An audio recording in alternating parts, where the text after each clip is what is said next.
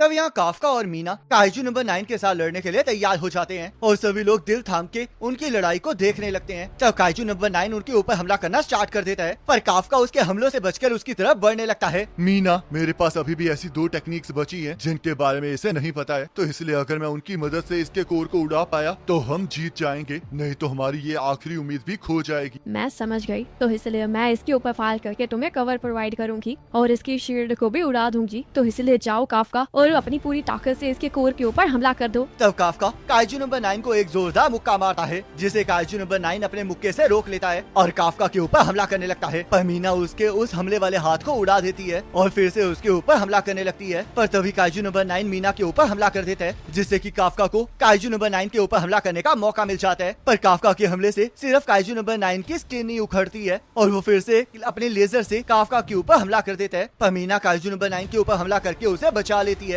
ये तो बहुत ज्यादा कमाल की बात है। कैप्टन मीना की सपोर्ट पावर सिर्फ पावरफुल ही नहीं है बल्कि बहुत ज्यादा प्रिसाइज भी है। और ये देख के हमें साफ साफ पता चल रहा है कि जब कैप्टन मीना ने वाइस कैप्टन होशिना के साथ टीम अप किया था उससे ये बिल्कुल अलग है। और अब हम कैप्टन मीना की एक अलग ही साइड देख रहे हैं। काफका के पास सपोर्ट होने से सब कुछ बदल गया है, क्योंकि अब वो उन टेक्निक्स का भी इस्तेमाल कर सकता है जिसके बारे में काइजू नंबर 9 को पता है। तो इसलिए अगर ये इस तरह ही आगे बढ़ता रहा तो ये काइजू नंबर 9 के कोर तक पहुंच जाएगा। तब काफका फिर से काइजू नंबर 9 के पास पहुंच जाता है और काइजू नंबर 9 काइजू नंबर 2 की शॉक वेव का इस्तेमाल करने लगता है, जिसे काफका हवा में कूद के बच जाता है और उसके ऊपर जोरदार लात मारता है। पर काइजू नंबर 9 उसके हमले से बच के उसके ऊपर इलेक्ट्रिक हमला करता है, जिसे काफका बच के काइजू नंबर 9 की तरफ बढ़ने लगता है। और ये देखकर इतामी को ये एहसास हो जाता है कि काफका ने इसाओ के साथ लड़ाई करते हुए बहुत कुछ सीखा है। तब काइजू नंबर 9 अपनी पूंछ की मदद से अपने चारों तरफ एक अलग तरह का हमला करता है, जिसे देखकर सभी लोग हैरान हो जाते हैं, क्योंकि वो हमला ना ही काइजू नंबर 9 का होता है और ना ही काइजू नंबर 2 का, जिस वजह से डिफेंस फोर्स के पास उसका कोई डाटा नहीं होता। और तभी मीना को याद आता है कि उसने काइजू नंबर 9 की बॉडी के अंदर क्या देखा था। काफका, काइजू नंबर 9 के अंदर बहुत सारे काइजूज हैं, तो इसलिए वो अलग अलग हमलों को यूज कर सकता है, जिस वजह से तुम्हें सावधान रहना होगा। तब काफका और मीना मिलके फिर से काइजू नंबर 9 की तरफ बढ़ने लगते हैं ताकि वो उसके कोर तक पहुंच सके। पर तभी काइजू नंबर 9 काफका और मीना के ऊपर हमला करके उन दोनों को दीवार में दे मारता है, जिस वजह से उन दोनों के मुंह से खून निकलने लगता है। और ये देख के सबको ये लगने लगता है कि काइजू नंबर 8 और मीना की पावर मिलाकर भी वो काइजू नंबर 9 को नहीं हरा सकते हैं, जिस वजह से उनके पास कोई ऑप्शन नहीं है। वैसे मुझे लगा था कि ऐसा कुछ जरूर होगा काइजू नंबर 9, क्योंकि तुम वही काइजू हो जिसे पिछली लड़ाई में मैं और कैप्टन गैन मिलकर कोई भी स्क्रैच नहीं पहुंचा पाए थे। वाइस कैप्टन होशिना ने जो मुझे टेक्निक सिखाई थी वो हमारे लिए हमारे हुक्म का इक्का थी, जिस बारे में मैं मीना को भी नहीं बता सकता था। पर अब जो मैं करने वाला हूँ उसे मैंने खुद ढूंढा है, और इस चीज को तो मैंने वाइस कैप्टन होशिना से भी सीक्रेट रखा है, जिस वजह से ये हुक्म के इक्के से भी ज्यादा खतरनाक टेक्निक है, पर मैं इसे बस 1 मिनट के लिए ही यूज कर सकता हूँ। तब काफका के अंदर का काइजू उसे काइजू नंबर 9 को मारने के लिए कह रहा होता है, जिस वजह से काफका उसे आजाद करने के बारे में कहने लगता है ताकि वो उसकी पावर का इस्तेमाल करके काइजू नंबर 9 को हरा सके। और हम देखते हैं काफका ट्रांसफॉर्म होना स्टार्ट हो जाता है, जिसे देखकर सभी लोग हैरान हो जाते हैं, क्योंकि ये वही फॉर्म होती है जिसे काफका ने डायरेक्टर इसाओ के साथ लड़ते टाइम यूज किया था। तब हमें पास्ट का एक सीन दिखाया जाता है जहाँ काफका कैप्टन गैन से मिलने गया होता है। तो तुम ये चाहते हो कि मैं सीक्रेट ट्रेनिंग में तुम्हारी मदद करूं? आपने बिल्कुल सही कहा सर। जब मैं डायरेक्टर इसाओ के साथ लड़ा था तब मेरा खुद पर काबू नहीं रहा था, जिस वजह से मेरी पावर बहुत ज्यादा बढ़ गई थी। तो इसलिए अगर मैं उस पावर को कंट्रोल कर पाया तो हमारे काइजू नंबर 9 के सामने जीतने की चांसेस बहुत ज्यादा बढ़ सकते हैं। तो ये बात है, पर आखिरकार तुम्हारी हिम्मत कैसे हुई डायरेक्टर एक कैप्टन से मदद मांगने की? तुम कुछ ज्यादा ही बड़ी बातें नहीं सोच रहे हो? मुझे पता है कि मुझे ऐसा नहीं करना चाहिए, पर ये एक ऐसा फेवर है जिसे मैं सिर्फ आपसे ही मांग सकता हूँ। ठीक है फिर। और वैसे भी मैं तुम्हारी मदद इस वजह से कर रहा हूँ क्योंकि मैं भी कुछ लाइव कॉम्बैट में टेस्ट करना चाहता हूँ। पर तुम इस रिस्क के लिए तैयार हो ना? क्योंकि इसके बाद ऐसा भी हो सकता है कि तुम इसके बाद कभी दोबारा से ह्यूमन बन ही ना पाओ। तुम इस टाइम अपने फ्यूचर के लिए हेडक्वार्टर से लड़ रहे हो, तो मैं उम्मीद करता हूँ कि तुम्हें इन फ्यूचर कभी भी इस पावर का इस्तेमाल करना ही ना पड़े। तब यहाँ काफका अपनी उस आउट ऑफ कंट्रोल पावर से काइजू नंबर 9 के ऊपर हमला कर देता है और मीना उसे ऐसा करने से रोक रही होती है, पर काफका उसे समझाता है कि अभी इस चीज का वक्त नहीं है, जिस वजह से अभी मीना को सिर्फ उसका साथ देना चाहिए। मैं इसे रोक नहीं पा रही हूँ और ये बहुत ज्यादा फ्रस्ट्रेटिंग है, जिस वजह से अब मैं बस इसके रिजॉल्व को सपोर्ट ही कर सकती हूँ। तब काफका काइजू नंबर 9 के ऊपर हमला कर देता है, जिसके हमले का प्रेशर इतना ज्यादा होता है कि आसपास की बिल्डिंगें टूट जाती है और काइजू नंबर 9 भी पीछे की तरफ धकेला जाता है। तब काफका फिर से काइजू नंबर 9 के ऊपर हमला कर देता है और अपने मुंह से लेजर को उसकी तरफ फेंकने लगता है, पर तभी काइजू नंबर 9 उसके ऊपर हमला करके उसे उड़ा देता है और मीना काइजू नंबर 9 के ऊपर हमला करने लगती है ताकि ताकि वो काइजू नंबर 9 को वहाँ पर ले जा सके जहाँ पर काइजू नंबर 14 की डेड बॉडी है। तब मीना फिर से काइजू नंबर 9 के ऊपर हमला कर देती है, जिससे कि काइजू नंबर 9 का ध्यान भटक जाता है और इसी बात का फायदा उठाकर काफका उसके ऊपर हमला कर देता है। पर काइजू नंबर 9 फिर से उसके हमले से बच जाता है और वो दोनों लड़ना स्टार्ट कर देते हैं और काफका अपनी बची हुई 2 टेक्निक्स का सही समय आने पर इस्तेमाल करने का वेट कर रहा होता है। ये तो काफी ज्यादा इंटरेस्टिंग है। काइजू नंबर 8 की ये डिस्ट्रक्टिव पावर और ये अनोइंग फोर्स हमारे रीजनरेशन फोर्स को स्लो कर रही है, जिसका मतलब ये काइजू ऐसा काइजू है जो कि दूसरे काइजूस को मारने के लिए बना है और इस वजह से मुझे सब कुछ समझ में आ गया है। काइजू नंबर 8, तो तुम हमेशा से इस तरह के काइजू थे। तब काफका काइजू नंबर 9 को लात मार के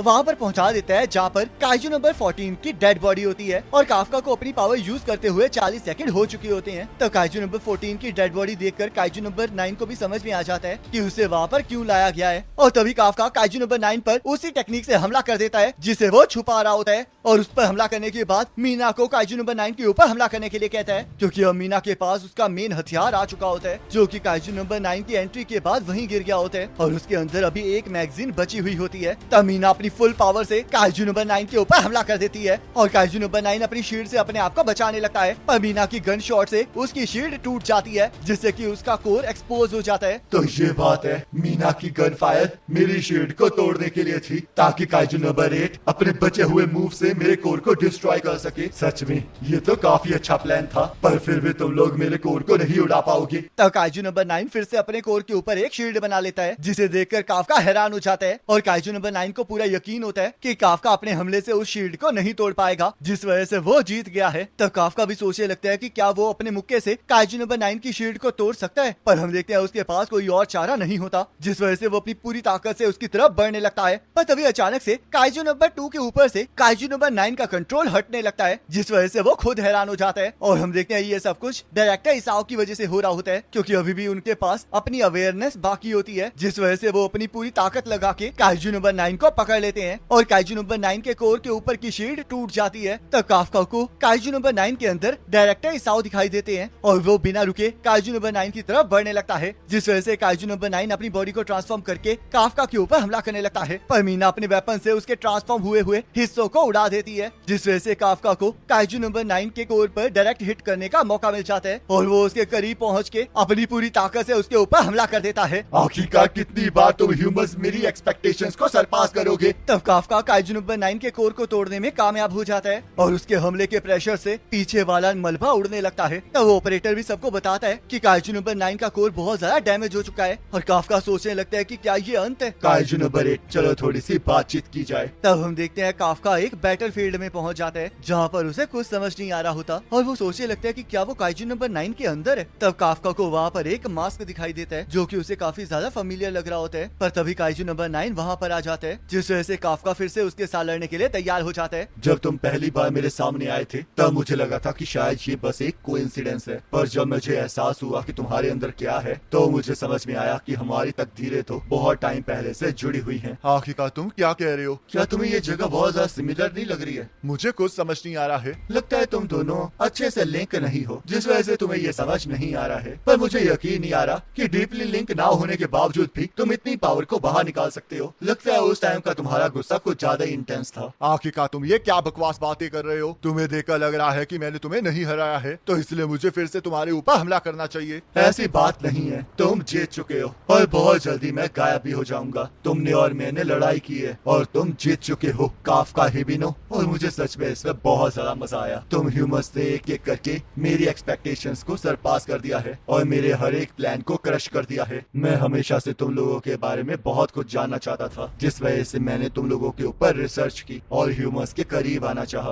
पर अब मैं अपनी हार स्वीकार करता हूँ। तुम झूठे हो। मैं झूठा नहीं हूँ, बल्कि सच में मेरे पास और कोई ऑप्शन नहीं बचा है। अगर तुम झूठ नहीं कह रहे हो तो आखिरकार तुम्हारी बॉडी में से ये क्या चीजें बाहर आ रही हैं और इसे देखकर मेरे अंदर का काइजू इस तरह रिएक्ट क्यों कर रहा है? ये सच में बहुत ज्यादा डिसअपॉइंटिंग चीज है, क्योंकि मेरे कोर के डिस्ट्रॉय होने की वजह से मेरे अंदर का इक्विलिब्रियम हिल चुका है, जिस वजह से अब मैं वो बीस्ट बनने वाला हूँ जो कि सिर्फ डिस्ट्रॉय करना जानता है। तो क्या यही वो चीज है जिसके बारे में मीना बात कर रही थी? तब वो पूरी जगह हिलने लगती है और टूटना स्टार्ट हो जाती है, जिस वजह से काफका को कुछ समझ नहीं आ रहा होता। वैसे तुम ह्यूमंस इस बीस्ट को कुछ कहा करते थे, और अगर मैं अच्छे से याद करूं तो शायद ये मिराकी एरा का डाई काइजू है। तब काफका को याद आता है कि जो मास्क उसने वहाँ पर देखा था वो उसी शैडो का है जो उसने होशिना के एंसेस्टर के ग्रेव के पास देखा था। तब यहाँ हम देखते हैं मीना बहुत ज्यादा शॉक होती है क्योंकि काइजू नंबर 9 ने अपने हाथ को काइजू नंबर 8 के आर पार कर दिया होता है। जब मैं इस दुनिया में आया था तब मुझे लगा था कि मैं एक कमजोर काइजू हूँ जिसके पास सिर्फ इंटेलिजेंस है, तो इसलिए मैंने ह्यूमन से अपने आप को छुपा लिया और एक शांति भरी जिंदगी जीने लगा। पर जब एक दिन मैंने एक ह्यूमन को मारा तब मुझे एहसास हुआ कि मैं ह्यूमन से कितना ज्यादा ताकतवर हूँ, और तब से मैंने उनके बारे में सीखना स्टार्ट कर दिया और साथ ही साथ मैं अपने बारे में भी सीखता गया। मेरे अंदर ये क्यूरियोसिटी जाग गई कि आखिरकार ह्यूमन वर्ल्ड के अंदर क्या क्या चीजें हैं, जिस वजह से मैं लर्निंग के साथ ऑब्सेस्ड हो गया और आगे बढ़ते बढ़ते मैं इस चीज के साथ टकराया। तब यहाँ इचिकावा और फुरुहाशी देखते हैं कि जिन काइजूस के साथ वो लोग लड़ रहे होते हैं वो अचानक से रुक जाते हैं, जिस वजह से उन्हें लगता है कि काफका ने काइजू नंबर 9 को हरा दिया है। और इचिकावा इसके बारे में काफका से पूछने लगता है, पर तभी मीना काफका का नाम लेकर चिल्लाने लगती है और एक ऑपरेटर सभी को बताता है कि काइजू नंबर 8 का कोड डैमेज हो चुका है और काइजू नंबर 9 के अंदर से एक न्यू काइजू की रीडिंग आ रही है जिसका फोर्टिट्यूड मेजरेबल नहीं है और वो एक डिफरेंट काइजू है। तब काफका होश में आ जाता है और उसके अंदर का काइजू उसे काइजू नंबर 9 को मारने के लिए कहने लगता है, जिस वजह से काफका उसके ऊपर हमला कर देता है। पर तभी काइजू नंबर 9 के मुंह के अंदर से बहुत सारी आंखें दिखाई देने लगती हैं और काफका की बाजू के ऊपर एक निशान आ जाता है, जिसके बाद वो बाजू कट जाती है और वो हमला इतना ज्यादा पावरफुल होता है कि पीछे दूर तक बहुत सी चीजें कटती जाती हैं। तब वो काइजू काफका की छाती के ऊपर भी हमला कर देता है जिससे कि उसका कोर डिस्ट्रॉय हो जाता है और काफका दूर जाके एक बिल्डिंग में जा लगता है। तब सभी लोग काफका की हालत को देखकर हैरान हो जाते हैं और ऑपरेटर सभी को बताता है